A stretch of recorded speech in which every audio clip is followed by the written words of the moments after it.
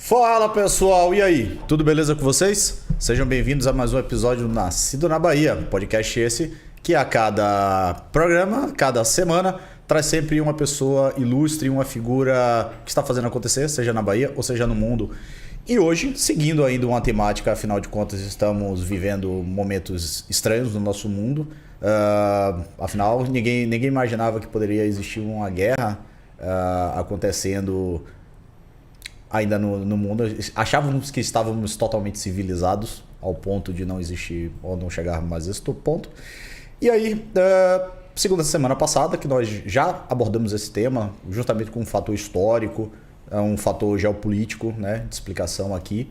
E aí ficou um intervalo e muita gente ficou perguntando da parte financeira. Mas e aí? A guerra ainda continua? A guerra ainda pode durar talvez até... Dizem que pode durar até o mês de junho, o mês de julho. E como é que ficaria isso para a nossa economia, para a economia do Brasil, para a economia do mundo? Como é que isso pode acontecer?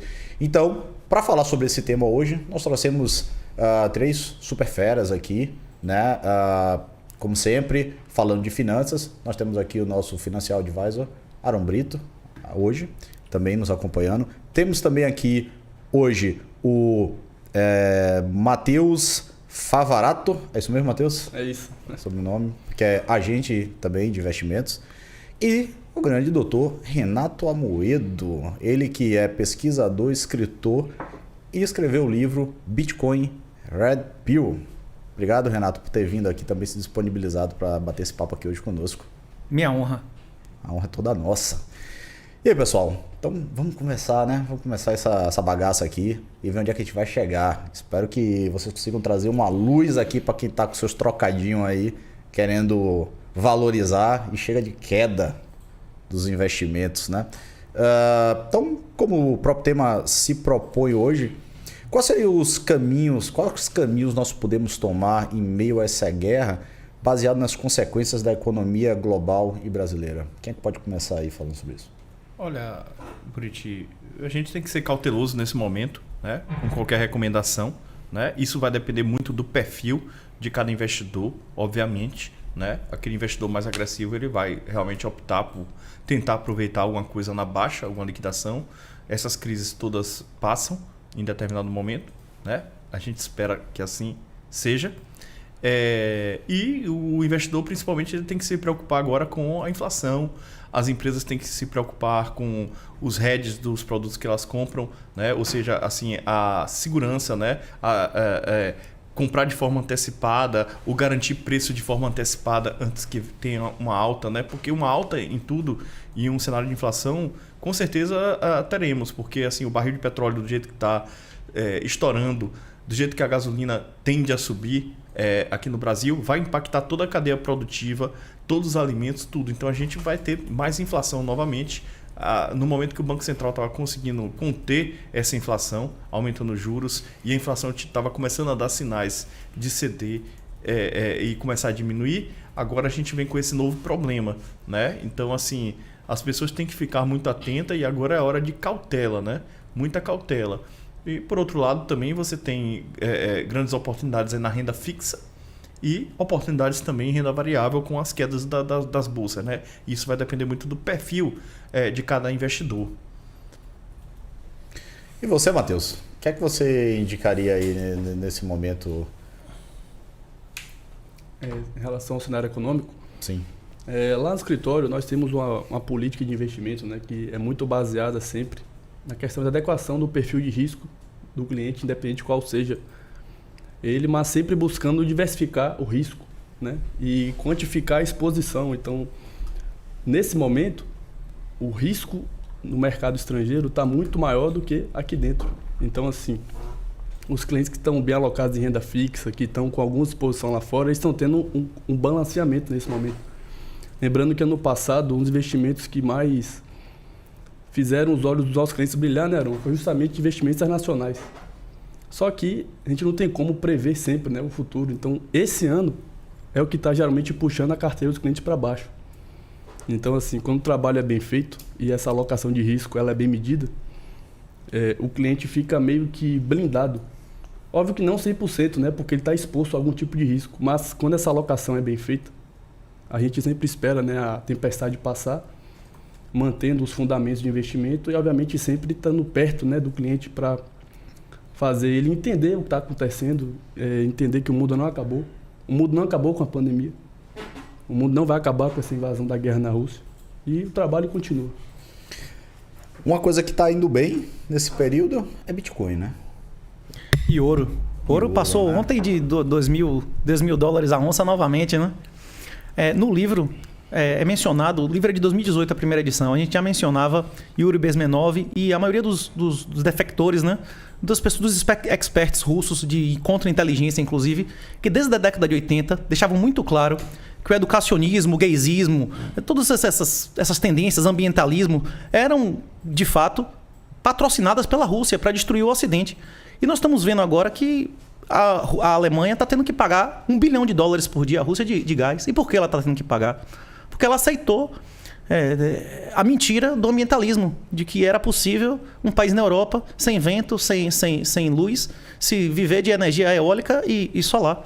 Nós estamos vendo hoje exatamente o que o professor Olavo sempre previu, que existiriam 3 grandes grupos mundiais, que existiriam os globalistas, o Islã e o grupo russo-chinês, e que eles se degladiariam pelo poder mundial. Alguns momentos eles vão colaborar entre si e outros eles vão brigar entre si. É muito difícil a gente descobrir até que ponto esse conflito é combinado ou não. Nós sabemos que Putin é intimamente ligado ao Klaus Schwab, ele é da gangue, né? Nós sabemos que esse Zelensky é da gangue. Ele tem uma foto, ele pegando no pênis e o outro, como é o nome do Canadá, com a boca 2 centímetros do outro, ele dizendo que ele queria ser o outro, né? Que ele só entrou na política porque ele queria ser igual a Trudeau. Então eles são farinha do mesmo saco, né? Eles são farinha do mesmo saco.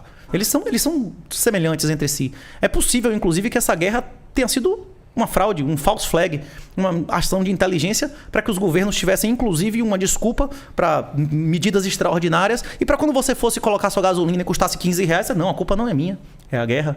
Nós tivemos que imprimir mais dinheiro, é a guerra. O seu passaporte sanitário, o seu passaporte vacinal é para sua própria segurança. A câmera agora, a identidade única que, inclusive, o Bolsonaro está apoiando. As CBDCs que anteontem os Estados Unidos aprovou. O fim do dinheiro físico, a Europa já acabou com cédula de €500, já tem data para acabar com a de 200, com a de 100. Alguns países da Europa, se você for pego com €2.000, €3.000 na mão, você vai preso. Ter dinheiro na mão vai ser crime, vai ser proibido. Você quer controle total, absoluto de todas as transações. E isso é justificado pela guerra. Algumas pessoas acreditam que a guerra é a nova variante, é a nova fraude que vai justificar mais inflação e mais medidas extraordinárias de retirada de liberdade, né? E como o mundo está tomando o ouro e está tomando o dólar da Rússia, que tem 10 mil bombas atômicas, o seu ouro, o seu dólar e o título de sua propriedade também fica claro que não valem nada. O seu imóvel, você não é proprietário pleno. A propriedade, pela definição de propriedade do próprio Código Civil e de todos os códigos que já foram feitos na lei natural, a propriedade é a expressão plena de todos os direitos sobre a coisa. Se você paga para continuar tendo aquela coisa, você paga IPTU, você paga ITR, então você não é proprietário pleno. Você tem que pagar um valor que não é determinado por você para você continuar usando o imóvel. Na verdade, o proprietário é o soberano, você é apenas um locatário. Então, fica isso muito claro. A Rússia, as contas bancárias da Rússia foi expropriada sem previsão legal, ele não violou nenhuma lei contratual. Inclusive, é importante que se diga que a lei entre os países, ela é a lei libertária, ela é contratual. Não existe nenhuma lei impositiva entre os países. A lei entre os países é lei contratual. E nesse caso, houve uma violação contratual dos países que violaram a Rússia. E se a Rússia, que tem 10 mil bombas atômicas, mesmo que só 6 mil sejam ativas, não tem nenhuma garantia de que o depósito dela no banco continua valendo amanhã. Que tipo de garantia você vai ter? Você tem quantas bombas atômicas? A única propriedade absoluta no mundo atual é o Bitcoin. Se você tiver a senha dentro de sua cabeça, que não está em lugar nenhum, e você for boca dura mesmo, se aguentar furadeira no joelho, ser torturado, porrada, você pode... É a única propriedade que você pode levar para você pro caixão, se você quiser. Inclusive, ela é tão sua que é a única propriedade que nem te matando não é possível te roubar. E você pode dar a quem você quiser, você pode ficar preso 10 anos, você memorizando a senha, você sai de lá, em qualquer caixa eletrônica ou qualquer computador que você acesse, você consegue acessar a sua riqueza plenamente. Ô Renato, você me permite? Só fazer uma citação, Buriti. Renato comentou sobre a questão dos 3 blocos de poder. Eu queria aproveitar e fazer uma citação.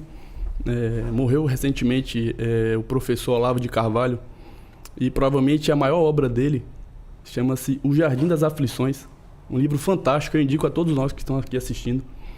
E nesse livro, o professor fez toda uma escala desde partindo de Epícoro, chegando até os dias de hoje, e nessa trajetória intelectual, onde ele foi interpretando grandes gênios da humanidade, de ciência política, filosofia, literatura, psicologia, ele chegou, né, a reforçar, inclusive, um pensador mais recente, que é o Bertrand de Jouvenel, aquele clássico, né, O Poder, onde ele mostra que, atualmente, existem, de fato, 3 grandes blocos de poder no mundo, né, 3 grandes projetos, e esses 3 blocos seriam o bloco ocidental, o bloco russo-chinês, que tem uma derivação do totalitarismo comunista, e o terceiro bloco é o bloco islâmico, né?